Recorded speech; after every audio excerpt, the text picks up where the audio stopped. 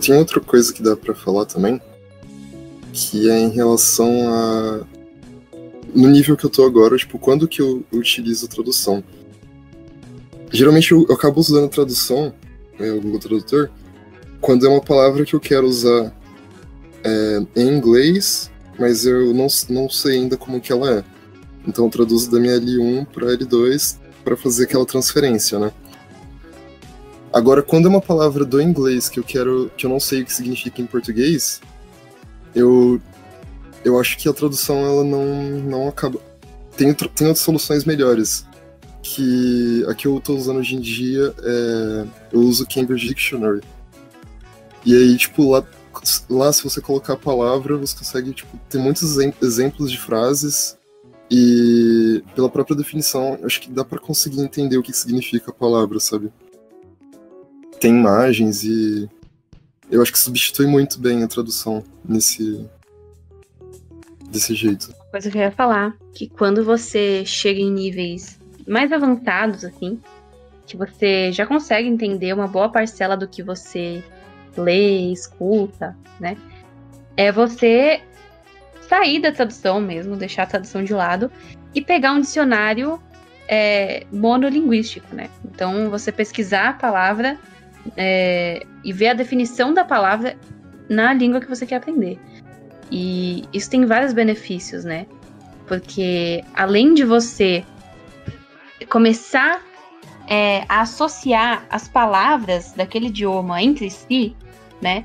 Isso é chamado de conexionismo. Você cria conexões dentro daquele idioma e não necessariamente pegando o ruído da sua L1, né? Que pode ser prejudicial.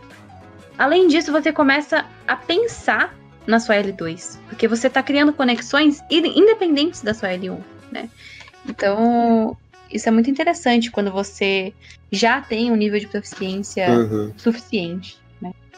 E a tecnologia novamente ajudando nesse ponto, né? Porque, como a Laís falou, tipo, você vai tentar ler ali e entender a definição dessa palavra em inglês, na sua L2, no caso. Mas aí, se você não conhece uma das palavras dessa definição, você consegue clicar nela e ver a definição dessa palavra que você não conhece. E aí o seu conhecimento tipo, vai expandindo que nem uma árvore, né? Pra entender as palavras. Isso é muito... Eu gosto bastante desse fluxo. Uma coisa que ajuda muito também são sinônimos, né? Que tem em qualquer definição de dicionário, né? Mas por que ajuda? Porque às vezes você sabe uma palavra, sabe o sinônimo de uma palavra, né? Quer dizer, não, vou repetir. Porque às vezes você não sabe uma palavra, só que você conhece um dos sinônimos. Então você automaticamente entende aquela palavra. E isso é muito legal. Sim. Fala do Thesaurus. É porque é uma ferramenta só pra ver sinônimos, assim, e exemplos, né? O Thesaurus. Ele, além disso, tem antônimos, né?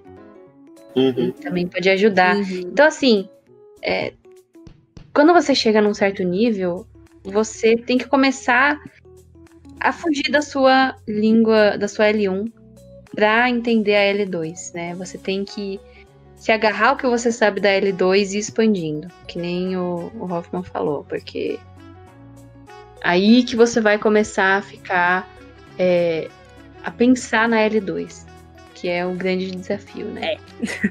Mas depois que você começa também, fica cada vez mais natural. Até o ponto que você chega e você não sabe mais algumas coisas, tipo... Você não consegue mais pensar em algumas situações, algumas frases, assim, na sua L1. Você simplesmente associa aquilo só com a L2. O que é muito bizarro e muito incrível também, ao mesmo tempo. Isso que a Ana falou é interessante pensar até no sentido de tradução, que quando você começa a aprender a L2 usando a L2, chega num ponto em que você não consegue mais, que fica meio difícil você traduzir algumas coisas da L2 para L1, mesmo sabendo muito bem as duas línguas, porque você criou as conexões só na L2, e não existe mais uma ponte direta entre a L1 e a L2. Então, quanto mais proficiente o idioma você mais difícil vai ser para você traduzir automaticamente, assim, se você não tem prática, entre L2 e L1. E fica até ridículo, assim. Sim. Falando como pessoa que, assim, faz isso direto, passa por essa situação direto, tem uns negócios que é muito difícil. Tipo, eu sei o que tá sendo dito nas duas línguas, mas eu não consigo passar de uma pra outra. É bizarro. É muito bizarro, mas é muito incrível também. E também uma coisa interessante é que quanto mais você aprende, mais difícil fica você não entender. Então, se você ouve alguma coisa no idioma, no começo você pode só desligar o botãozinho, né? Ai, não quero prestar atenção, não vou entender. Só que chega uma hora que o botãozinho emperra e você não consegue mais não entender, né? Sim. E esse é o objetivo, assim, pra todo mundo, né, que tá aprendendo outro idioma. Tô tentando chegar lá. Também tô tentando chegar lá em alemão, mas tá complicado. Só é chato quando alguém te pede a tradução e você fica assim, então... Não sei, pesquisa no Google Tradutor. Joga no Google, eu não sei. É isso que ele tá falando. Isso deixa, É isso aí. deixa Eu nossos não- Ué, pais você não irritados. entendeu? É isso aí.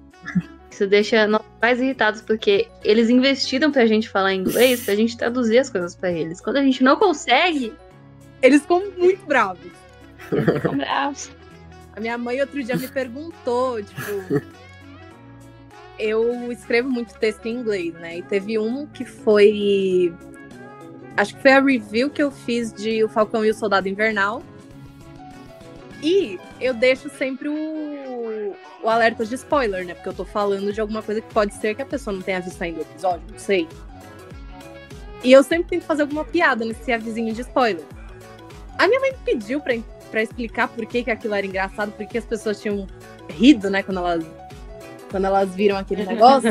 E eu fiquei assim, então, Não sei explicar. eu posso te explicar o contexto, mas traduzir literalmente a piada que eu fiz é impossível.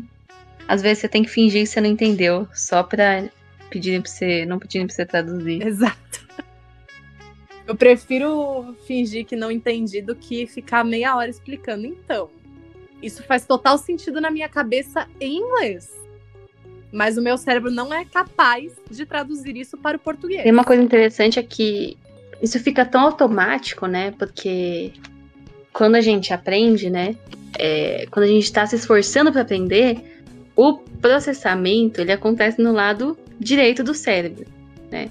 Que é o lado... Bom, eu não sei muito de cérebro, de psicologia, essas coisas. Mas basicamente é o lado que não é automático, né? Que você tem que prestar, tem que focar para você conseguir entender. E quanto mais você vai aprendendo, mais vai indo pro lado esquerdo do cérebro, que é o lado automático, né? Então, chega num ponto, né, que tá tão automático que pra você virar, que pra você tornar isso não automático, né, pra você mudar isso é muito difícil, né? Então, por isso que às vezes a gente não consegue passar de uma língua para outra, porque é tão automático que a gente não consegue mudar. E isso vale também para os hábitos ruins, né? Às vezes a gente tem um hábito que tá tão automático que a gente não consegue parar. Idiomas também, né? Tipo, pronúncia. Eu tentando parar de roer a unha, é exatamente assim. Mas pensando em idiomas, isso seria alguma coisa de pronúncia, por exemplo. Se você pronuncia uma palavra errado desde sempre, pra você mudar essa coisa que já ficou automática é muito difícil, né? Sim. Por isso, isso é chamado de fossilização. Quando você não consegue mudar algum hábito depois que você aprende uma L2, né? E fica muito complicado. Por isso, a gente sempre recomenda você ter muito, muito, muito input e ir fazendo aos poucos o output. Pra não ter esses hábitos ruins. Olha, acho que a gente abordou muita coisa sobre o assunto de tradução. Também, né? A gente tá aqui há 1 hora. Acho que tá bom já. Acho que por hoje... Bom, galera, acho que tá da hora. Por hoje é isso, galera.